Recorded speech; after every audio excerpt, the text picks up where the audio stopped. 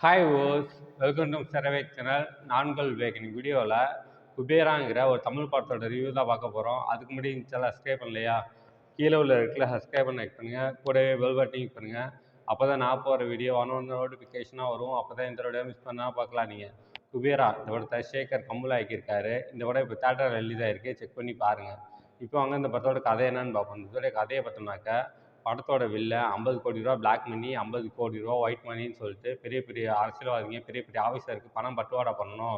இந்த பொறுப்பை வந்து முன்னாள் சிபிஐயான நாகார்ஜுனாட்ட ஒப்படைக்கிறாங்க. நாகார்ஜுனா என்ன சொல்கிறாருனாக்கா, பணத்தாசையே இல்லாத ஒரு 4 பேரை கூட்டிட்டு வாங்க, அவங்க பிச்சைக்காரனாக இருந்தாலும் பரவாயில்ல அப்படின்னு சொல்கிறாங்க. வில்லனோட ஆளுங்களும் ஒரு 4 பிச்சைக்காரனை அழைச்சிட்டு வராங்க. அந்த 4 பேரில் தனுஷும் ஒருத்தர். இப்படி இருக்கும்போது அந்த 4 பேருக்கும் ஒரு ஐடென்டிட்டி கிரியேட் பண்ணி வில்லனுக்கு பினாமியாக வச்சு அவங்களுக்கு ஒரு கம்பெனி இருக்க மாதிரியும் அவங்க சிஇஓ மாதிரி செட் பண்ணி அவங்க அக்கௌண்ட்லேருந்து காசு போகிற மாதிரி செட் பண்ணுறாங்க. இந்த ப்ராசஸை நாகார்ஜுனா சக்ஸஸ்ஃபுல்லாக முடிச்சாரா இல்லையா, இதில் என்ன பிரச்சனை வந்துச்சு, இதுக்கப்புறம் அந்த சுவாரஸ்யமான விஷயங்கள் தான் படத்தோட மொத்த கதையே. இந்த படம் வந்து ஒரு 2 மணி நேரம் எடுத்திருந்தாங்கனாக்கா இந்த படம் வந்து ஒரு ஆவரேஜாக இருந்திருக்கும். இந்த படத்தை 3 மணி நேரம் எடுத்திருக்காங்க.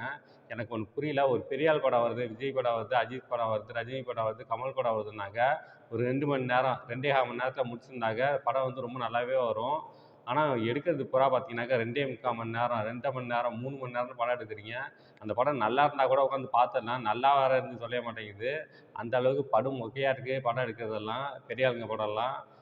இப்போ ஒரு சின்ன படம்லாம் லோ பட்ஜெட் மூவிலலாம் படம் வருது, அவங்களாம் சூப்பராக எடுக்கிறாங்க. இப்போ பார்த்துங்க டூரிஸ்ட் ஃபேமிலி வந்துச்சு, 2.5 மணி நேரம் தான் படம். படம் வேறு லெவலில் இருந்துச்சு. அந்த அளவுக்கு சூப்பராக எடுக்கிறாங்க. நாங்கள் வந்து தனுஷ் வந்து பெரிய ஆக்டரு, பெரிய பட்ஜெட்டில் படம் எடுக்கிறோம், நாங்கள் 3 மணி நேரம் எடுப்போம்னாக்கா யார் உட்காந்து பார்க்குறது? நல்லா இருந்தால் கூட பார்க்கலாம். 3 மணி நேரம் எடுத்து வச்சுருக்கீங்க, எப்படி உட்காந்து பார்க்குறது? நான்லாம் தேட்டரில் உட்கார முடியல, எப்படா படத்தை முடிப்பீங்க அப்படின்னு சொல்லிட்டு ரொம்ப கடுப்பாக இருந்துச்சு. இந்த படத்தில் தனுஷோட ஆக்டிங்லாம் நான் குறை சொல்லலை. படத்தில் வந்து ரைட்டிங் சரியில்லை. படத்தில் வந்து ஒவ்வொரு கேரக்டரும் நல்லா ஸ்ட்ராங்காக எழுதியிருந்தாங்கனாக்கா இந்த படம் ரொம்ப நல்லாவே வந்திருக்கும். இந்த படத்தில் வந்து தனுஷ் வந்து அந்த வில்லங்கிட்ட தப்பிக்காத வரைக்கும் படம் நல்லாவே போயிட்டு இருந்துச்சு. அவர் எப்போ தப்பிக்க ஆரம்பித்து ஓட ஆரம்பித்தாரோ அதுலேருந்து நான் படம் பார்க்குற எல்லா ஆடியன்ஸ் எல்லாருமே மாட்டிக்கிட்டாங்க தனுஷ்கிட்ட. அந்த அளவுக்கு படு மொக்கையாக எடுத்து வச்சுருக்காங்க. எப்படா நீங்கள் ஒன்று வில்லங்கிட்ட அந்த காசை கொடுத்து நீ எஸ்கேப் ஆகிடு, இல்லைன்னா வேறு எங்கேயாவது போயிடு, இல்லைன்னா பணத்தை எடுத்துக்கிட்டு எங்கேயாவது போயிடு, அந்த மாதிரி ஏதாவது பண்ணியிருக்கலாம். போட்டு படம் பார்க்க என்ன டார்ச்சர் பண்ணி முடியல என்னால். தனுஷ் பண்ணுற வேலையெல்லாம் பார்த்தோம்னாக்கா படத்தை எடுத்து வச்சுருக்காங்க 3 மணி நேரம். ஐயோ முடியவே இல்லை. அடுத்து ராஷ்மிகா மந்தனா படத்துக்கு தேவையே இல்லை. ஹீரோனாக்கா ஹீரோயின் தேவைன்ட்டு ராஷ்மிகா மந்தனா வாண்டடாக போய் தனுஷை மாட்டிப்பாங்க. தனுஷ் ராஷ்மிகா மந்தனா விடவே மாட்டார். பின்னாடி துரத்தி வந்துட்டு இருப்பார். அவங்களோட அந்த சீன்லாம் பார்த்தோம்னாக்கா கடுப்பாக வருது. அந்த அளவுக்கு இருக்குது படம்.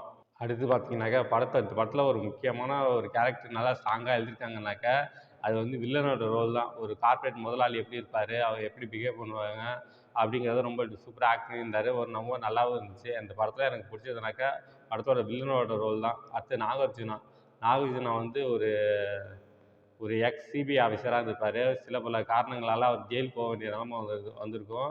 அது ஜெயிலேருந்து அவரை வெளில எடுத்து வந்து அந்த ஒரு பெரிய பொறுப்பை ஒப்படைப்பார். அதெல்லாம் பார்க்கும்போது ஃபஸ்ட்டு ஸ்டார்டிங்கில் நல்லா இருந்துச்சு. ஆனால் போக போக கடுப்பாக ஆரம்பிச்சிச்சு நாகார்ஜுனா கேரக்டரு. அந்தளவுக்கு ரைட்டிங்கில் கோட்டை விட்டாங்கன்னு தான் சொல்லுவேன். இந்த படத்துக்கு மியூசிக் வந்து தேவிஸ்ரீ பிரசாத் போட்டிருக்காரு. இந்த படத்தில் வந்து தெலுங்கு, மலையாளம் அந்த மாதிரி மியூசிக் வச்சாக்க டிஎஸ்பி வந்து நல்லாவே மியூசிக் போடுறாரு. தமிழுக்கு மட்டும் ஏன் இப்படி மியூசிக் போடுறாருன்னு தெரில. ஒன்றும் செட் ஆக மாட்டேங்குது. அவரோட லக்கா இல்லை நம்மளோட லக்கான்னு தெரில. மியூசிக் ஒஸ்ட்டாக இருக்குது. இந்த படத்தில் மியூசிக்கெல்லாம் கடுப்பாகுது. ஒரே ஒரு பாட்டு வருது, அந்த ஒரு பணத்தை வச்சுக்கிட்டு ஆடுறாங்க. அதெல்லாம் எனக்கு பிடிக்கவே இல்லை, நல்லாவும் இல்லை. மொத்தத்தில் இந்த படம் பார்க்கலாமா வேணாமா அப்படின்னாக்கா இந்த படம் வந்து ஒரு மொக்க படம். இந்த படத்தை ஸ்கிப் பண்ணிடலாம். இந்த படத்தில் ஒன்றுமே இல்லை. ஃபஸ்ட் ஹாஃப் போர், செகண்ட் ஹாஃப் போர். மொத்தத்தில் இந்த படம் எப்படி இருக்குன்னா இது ஒரு மொக்க படம். இந்த படத்துக்கு நான் மார்க் 5க்கு 1.5 தருவேன். இந்த படத்தில் எந்த விதமான அடல் கண்டென்ட்டும் இல்லை. எல்லாம் ஃபேமிலியோட என்ஜாய் பண்ணலாம். ஓகே, இதோட வீடியோ முடிச்சுக்கிறேன். இந்த வீடியோ பிடிச்சா லைக் பண்ணுங்கள், கமெண்ட் பண்ணுங்கள், ஃப்ரெண்ட்ஸுக்கு ஷேர் பண்ணுங்கள். இன்னும் இந்த சேனல் சப்ஸ்கிரைப் பண்ணலையா? கீழே உள்ள இருக்குல்ல சப்ஸ்கிரைப் பண்ண கிளிக் பண்ணுங்கள். கூடவே பெல் பட்டனையும் கிளிக் பண்ணுங்கள்.